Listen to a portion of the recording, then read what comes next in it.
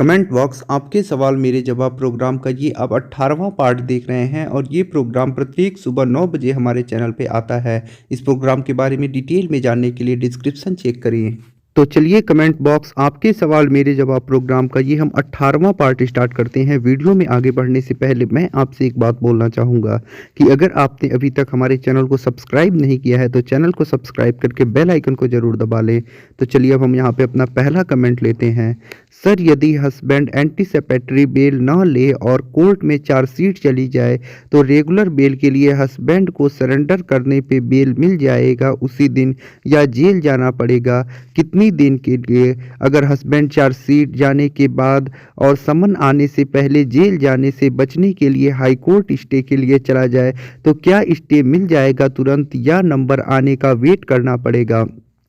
तो देखिए, अगर आपने एंटीसिपेटरी बेल नहीं लिया है और चार्जशीट लग गया है उसके बाद आप रेगुलर बेल के लिए जा रहे हैं तो ऐसा नहीं है कि आपको जेल ही जाना पड़ेगा। कुछ ही ऐसे मामले होते हैं जिसमें हस्बैंड जेल चला जाता है, वो भी 1 से 2 दिन के लिए। तो ये ज़रूरी नहीं है, आवश्यक नहीं है कि 498A में हस्बैंड बेल कराने जा रहा है तो उसे जेल ही जाना पड़ेगा। वैसे एक ही दिन में उसकी बेल हो सकती है या फिर जेल जा भी सकता है। ये सिचुएशन के ऊपर डिपेंड करता है, मजिस्ट्रेट के ऊपर डिपेंड करता है। और दूसरी जो बात आपने पूछी है कि अगर आप स्टे के लिए जाते हैं तो क्या तुरंत स्टे मिल जाएगा या फिर आपको वेट करना पड़ेगा नंबर आने का? तो देखिए, पहले मैं आपको एक बात बता दूं कि जो 482 सीआरपीसी का प्रोविजन होता है जिसमें आप स्टे के लिए जाते हैं, क्वेसिंग के लिए जाते हैं, ये सिर्फ एक प्रोविजन होता है। बाकी स्टे मिलना और ना मिलना ये आपके केस के ऊपर डिपेंड करता है, आपके तथ्यों के ऊपर डिपेंड करता है। आप किस आधार पे स्टे या फिर क्वेसिंग के लिए जा रहे हैं उसके ऊपर डिपेंड करता है, आपके एविडेंस के ऊपर डिपेंड करता है। तो कोर्ट में यदि आप ऐसे तर्क देंगे, ऐसे आधार देंगे जिससे आपको स्टे या फिर आपका जो केस है वो क्वैश हो जाए, तभी आपको मिल सकता है। तो 482 सीआरपीसी का जो प्रोविजन है वो सिर्फ एक प्रोविजन है, बाकी स्टे मिलना, क्वैश होना आपके केस के ऊपर, आपके तर्क के ऊपर, एविडेंस के ऊपर, तथ्यों के ऊपर निर्भर करता है। और रही बात क्या आप स्टे के लिए जाएंगे तो आपको तुरंत मिलेगा या फिर वेट करना पड़ेगा? तो जब आप स्टे के लिए जाती हैं उसके बाद आपको कुछ दिनों का वेट करना पड़ता है, अपनी फाइल का नंबर आने का वेट करना पड़ता है। जब नंबर आता है तो उस दिन हाई कोर्ट में आर्गूमेंट होता है, फिर हाई कोर्ट को जैसा लगता है हाई कोर्ट वैसा करता है। तो इसमें समय लग जाता है। अगर आप क्वेसिंग के लिए जा रही हैं तो ऐसे में आप मान के चलिए कि इसमें 6 महीने का लगभग का समय लग जाता है। अब हम अपने अगले कमेंट को लेते हैं। सर, 13A में पत्नी ने फर्जी निवास प्रमाण पत्र लगाया है। जज साहब ने 340 की एप्लीकेशन ले ली है, अब आगे की प्रक्रिया बताएं, तलाक में कुछ फ़ायदा मिलेगा? देखिए, अगर आपकी पत्नी ने कुछ झूठा सबूत दिया है, जैसे आपने बता रहे हैं कि फर्जी निवास प्रमाण पत्र लगाया है, तो ऐसे में आपने 340 सीआरपीसी का एप्लीकेशन अगर अपनी पत्नी के विरुद्ध दे दिया है और जज साहब ने उसे एक्सेप्ट कर लिया है, तो ऐसे में अब जो जज साहब होंगे अब पत्नी से उस एप्लीकेशन पे आपत्ति मांगेंगे। यानी जो आपने 340 सीआरपीसी का प्रार्थना पत्र दिया है उस पर आपत्ति मांगेंगे। जब पत्नी उस पर आपत्ति दे देगी उसके बाद डेट लगेगी, जिस डेट पे दोनों पार्टी अपनी अपनी बात कहेंगे, यानी आर्गूमेंट होगा 340 सीआरपीसी पर, और उसके बाद कोर्ट अपना फैसला सुनाएगा। कोर्ट को जैसा लगेगा, कोर्ट पाएगा कि पत्नी ने वास्तव में फर्जी निवास प्रमाण पत्र दिया है, तो ऐसे में कोर्ट पत्नी के विरुद्ध कार्यवाही करेगा। कोर्ट को नहीं लगेगा तो कोर्ट पत्नी जो आपने 340 सीआरपीसी का एप्लीकेशन दिया है उसे रिजेक्ट कर देगा। और बाकी डिवोर्स केस में इसका कोई आपको ज़्यादा फायदा नहीं मिलने वाला है। आपको 340 सीआरपीसी के आधार पे डिवोर्स केस में कोई फ़ायदा नहीं मिलेगा। ऐसा नहीं है कि आपका डिवोर्स हो जाएगा, इससे आपको ज़्यादा फायदा नहीं मिलने वाला है। बाकी 340 सीआरपीसी अगर आपका अलाउ हो जाता है तो ये चीज़ पत्नी के ऊपर दबाव बनाएगा। ऐसे में आपका ये चीज़ है कि समझौता जल्दी हो जाएगा। अब हम अपने अगले कमेंट को लेते हैं। Sir, very soon the government will pass the Marital Rape Act and men will be serious trouble. We need men's commission and ministry. जी हाँ, बिल्कुल ऐसी आवश्यकता है। ये जो मैरिटल रेप का बात चल रहा है ये पुरुषों के लिए बहुत ज़्यादा नुकसानदेह होगा। अगर ये कानून आ जाता है तो ऐसे में इस कानून का बहुत ज़्यादा पुरुषों के विरुद्ध उपयोग होगा और इसका जो उपयोग होगा ज़्यादातर इसका दुरुपयोग ही किया जाएगा और पुरुषों के लिए इससे बहुत बड़ी दिक्कत आ जाएगी। तो मैरिटल रेप अगर कानून बनता है तो एक ऐसा कानून बनना चाहिए जिससे इसके मिसयूज ना हो। अगर ऐसा जैसा 498A को बना दिया गया है ऐसे ही अगर मैरिटल रेप वाले कानून को बना दिया जाता है फिर तो पुरुषों के लिए बहुत बड़ी दिक्कत आ जाने वाली है। अब हम अपने अगले कमेंट को लेते हैं। सर आपका कॉल करनी थी, अपना नंबर बताओ। देखिए जो वीडियो आप देख रहे होंगे, मेरा कोई भी वीडियो आप देखेंगे तो उसमें आपको मेरा नंबर दिख जाएगा।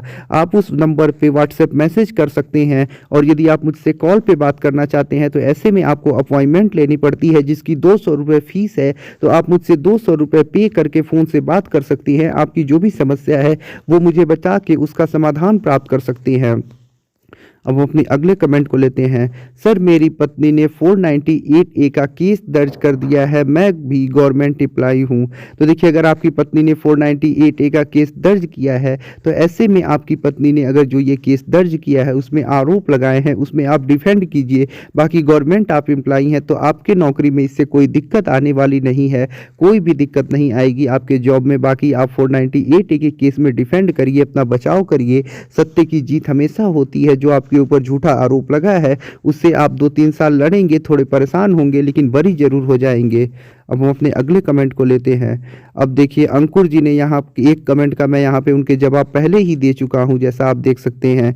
अब इसके बाद अंकुर जी ने देखिए कितने सारे सवाल पूछे हैं। तो देखिए अगर आप लोग एक ही आदमी इतने ज़्यादा क्वेश्चन पूछने लगेंगे तो फिर एक ही का मैं जवाब देते रह जाऊँगा, बाकी लोगों का नंबर ही नहीं आ पाएगा। तो आप लोगों से रिक्वेस्ट है कि एक प्रोग्राम में सिर्फ आप एक ही कमेंट किया करिए। ऐसे एक ही आदमी 4 कमेंट 5 कमेंट करने लगेगा तो बाकियों का नंबर नहीं आएगा, और लगूंगा मैं ऐसे सब एक आदमी के 4-5 कमेंट का जवाब देने तो वीडियो बहुत लंबी बन जाएगी। तो मेरे पास भी समय का अभाव होता है, तो प्लीज़ आप एक प्रोग्राम में एक ही कमेंट किया करिए, मैं सिर्फ एक ही का जवाब दे पाऊंगा। और बाकी आपकी अगर कोई बड़ी समस्या है और आप मुझसे फ़ोन पे बात करके अपनी समस्या का समाधान प्राप्त करना चाहते हैं तो आप अपॉइंटमेंट लेके मुझसे बात कर लीजिए। 200 रुपये आपको अपॉइंटमेंट के लिए पे करना पड़ेगा, और उसके बाद आप मुझसे कॉल पे बात करके अपनी समस्या का समाधान प्राप्त कर लीजिए। एक प्रोग्राम में सिर्फ एक ही कमेंट किया करिए आप लोग, और छोटे छोटे कमेंट किया करिए, शॉर्ट में क्वेश्चन पूछा करिए। अब हम अपने अगले कमेंट को लेते हैं। सर मैंने सेक्शन 9 डाला था, वो एक्स पार्टी हो गया, वाइफ कंटेस्ट नहीं की, क्या मुझे वो 498A में आगे हेल्पफुल होगा, जबकि डीवी भी मेरे खिलाफ डिसमिस हो गया है।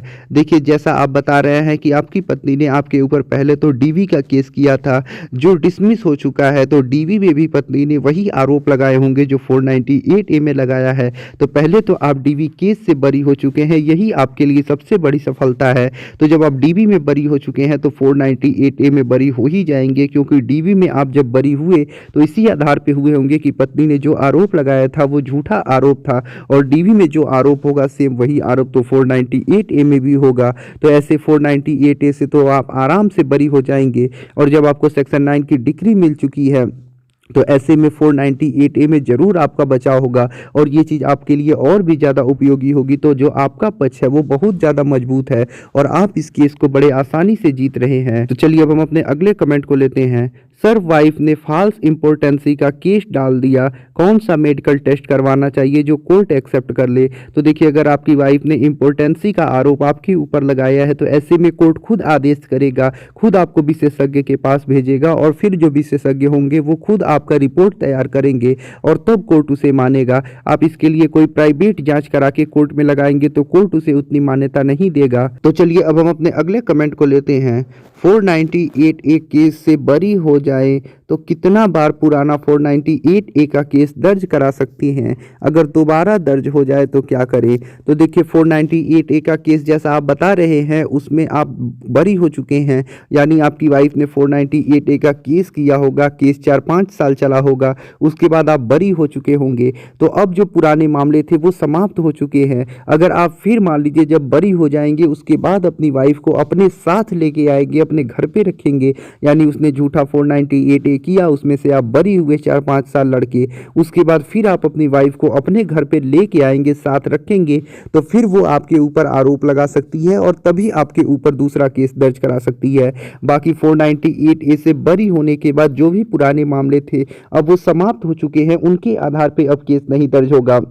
मामला तभी दर्ज होगा जब आपकी वाइफ को आप 498A से बरी होने के बाद फिर अपने साथ लेके आएंगे और अपने साथ रखेंगे। तो ऐसे में यही आपके लिए बेहतर होगा कि आप जो बरी हुए हैं, यानी 498A का झूठा आरोप लगा है, वो आपके साथ क्रुएल्टी हुई है, तो ऐसे में आप डिवोर्स के लिए केस डालिए और इसी आधार पे कि आपके साथ क्रुएल्टी हुई है डिवोर्स ले लीजिए और मामला यहीं पे समाप्त कर दीजिए। अब हम अपने अगले कमेंट को लेते हैं।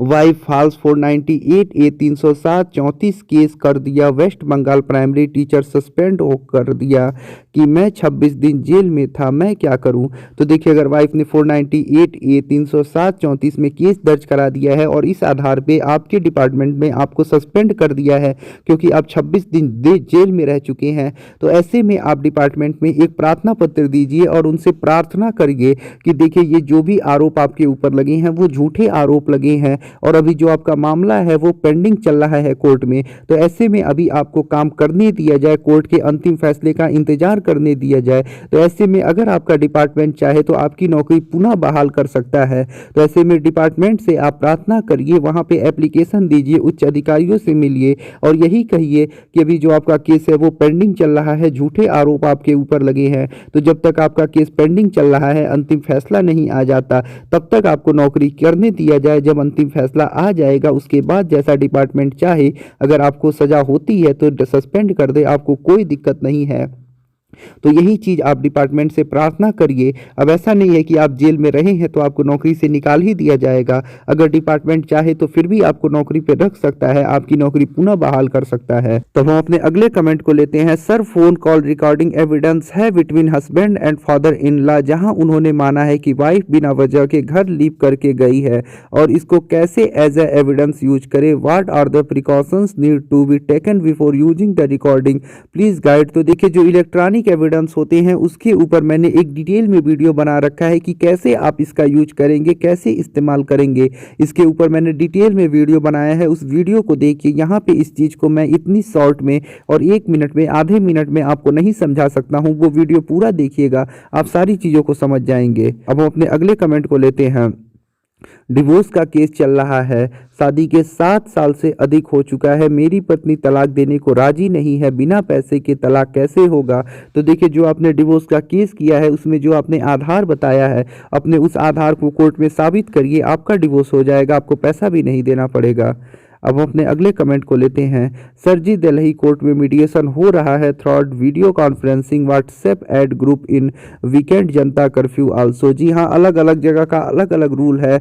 जो सुप्रीम कोर्ट है, हाई कोर्ट बार बार गाइडलाइंस जारी कर रहा है, तो अलग अलग जगह पे अलग अलग रूल चल रहा है।